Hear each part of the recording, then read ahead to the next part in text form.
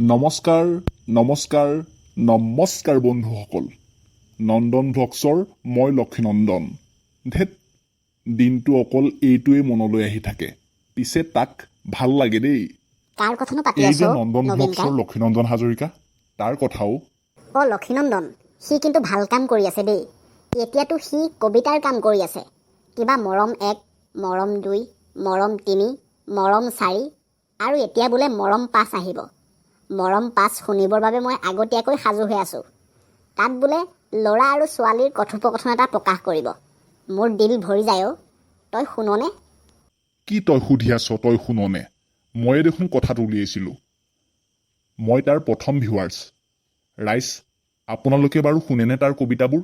শুনিব দেই, দিল ভৰি যাব। তাক আপোনালোকে ইউটিউবত পাবলৈ হ'লে নন্দন ভ্লগছ 9952 আৰু ইনষ্টাগ্ৰাম আৰু ফেচবুকত পাবলৈ হ'লে লক্ষীনন্দন হাজৰিকা বুলিয়ে আছে। চাবচোন এবাৰ ৰাইজ। কি তহঁতকেইটাই কাজিয়া কৰি আছ? মই আহি গ'ল নহয় দন্দুৰী বাই।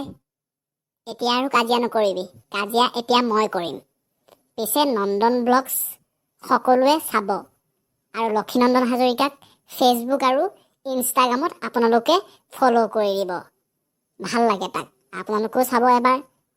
মইতো সদায়ে চাওঁ।